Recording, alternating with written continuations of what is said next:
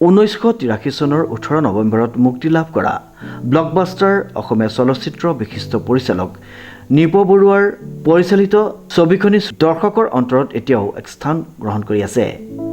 সেই সময়ত হাতীৰ পিঠিত উঠি অভিনয় কৰা শিশু শিল্পীগৰাকী হ'ল বৰ্তমানৰ অসমৰ জনপ্ৰিয় মুখ্যমন্ত্ৰী ডক্টৰ হিমন্ত বিশ্ব শৰ্মা। আমি আশাবাদী আন্তঃৰাষ্ট্ৰীয় পৰিচালক বিশ্বজিৎ বৰাৰ পৰিচালিত ককাদেউতা নাতি আৰু হাতী দুয়ে এক নতুন দিগন্ত সূচনা কৰিব।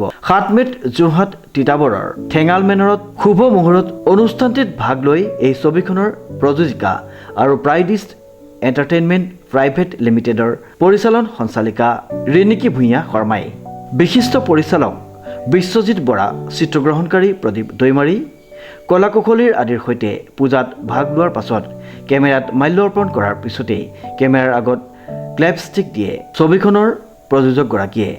লগতে নাৰিকল ভাঙে ছবিখনৰ পৰিচালক বিশ্বজিৎ বৰাই। যোৰহাটৰ বিভিন্ন স্থানত প্ৰায় 25 দিন দৃশ্যগ্ৰহণ হ'ব লগা ছবিখনি নতুন বছৰৰ ফেব্ৰুৱাৰী মাহত মুক্তি পোৱাৰ সম্ভাৱনা। সমীৰ ৰয়ৰ ৰিপৰ্ট, নিউজ নাও।